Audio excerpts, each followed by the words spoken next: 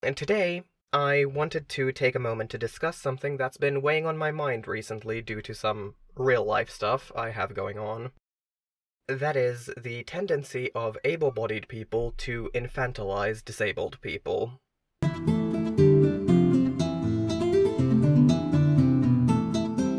Before we get into the meat of this, the real messed up catch-22 in all this is that disabled people are also often fetishized.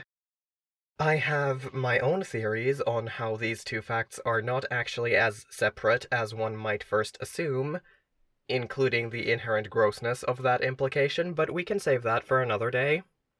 Today, I am here specifically to talk about the infantilization of disabled people. If you are an able-bodied person watching this, I want you to ask yourself if you've ever done any of the following things. Gone up to a visibly disabled person with the assumption already in your mind that they need help without obvious proof.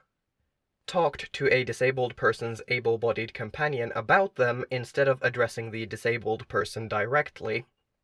Touched a disabled person's mobility aid without permission. Crouched down like you do when talking to a child when talking to a wheelchair user. If you've done any of the above, I'm not judging you, or saying you're a terrible person. I am, however, going to ask you to examine why you might have done those things. These are some of the less harmful but no less grating examples of how disabled people are infantilized and minimized in daily life. They're also, perhaps unsurprisingly, all pulled directly from things I have personally experienced. Some examples include the time I was sitting on the curb waiting for a pickup, and a complete stranger walked up to me and asked if I needed help while crouching down and getting uncomfortably into my personal space. Mind you, I was literally just sitting on a sidewalk in the suburbs, occasionally glancing down the road. There was nothing about my appearance that suggested I might be in distress, other than, apparently, my wheelchair.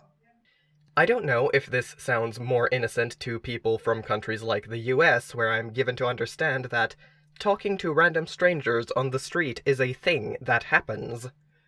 In Finland, however, you do not do that unless you're being an ass or you know them personally. The only deviation I can think of is if they have a dog, in which case it's cool to ask them if you can say hi. Or if there are significant extenuating circumstances. Personally, I don't think existing as a wheelchair user counts as an extenuating circumstance.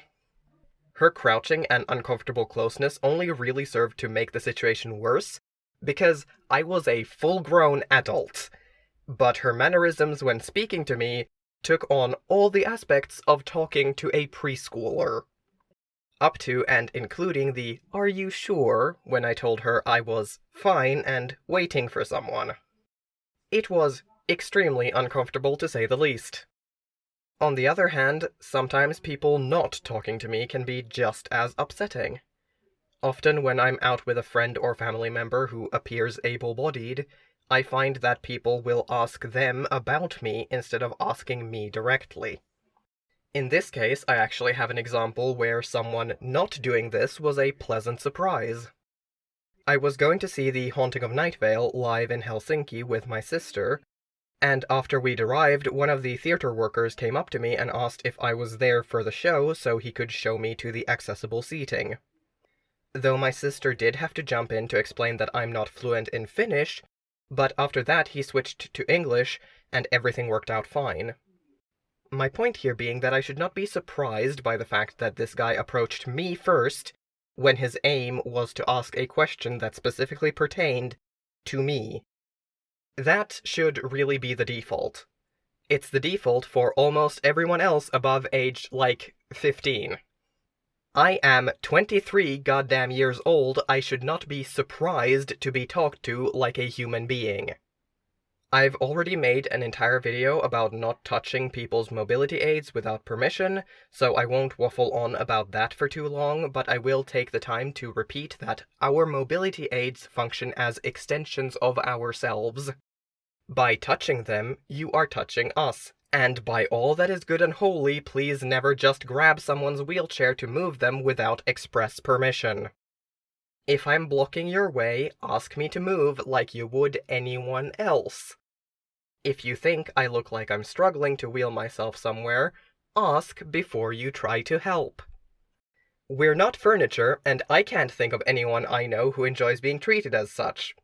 Outside of situations that I'm not going to go into here in interest of keeping this PG. All of this, though, no matter how annoying or sometimes hurtful it can be, pales in comparison to the larger scale problems that arise when the majority perception of disabled people places us at a level with literal children.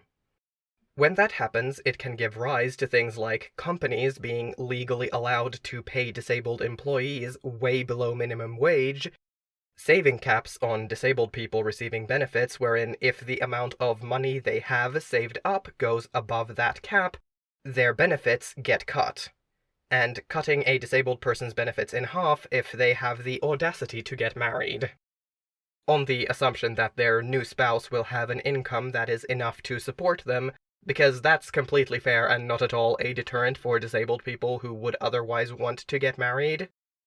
All of these are things that happen in the world. In fact, all of them either are or have been legal very recently in the US. I haven't kept up with how or if the laws have changed over there, but the fact that any of these policies have existed within my lifetime should be shameful enough. Not that Finland is exactly perfect either. I'm not going to pretend that the bureaucracy isn't a headache and a half, but at least I don't have to worry about having too much money saved up to be worthy of help. What I do keep running up against, quite frequently, is issues around being heard when I explain what I want and what my needs are. I do not need to live in a care facility or a supported living environment.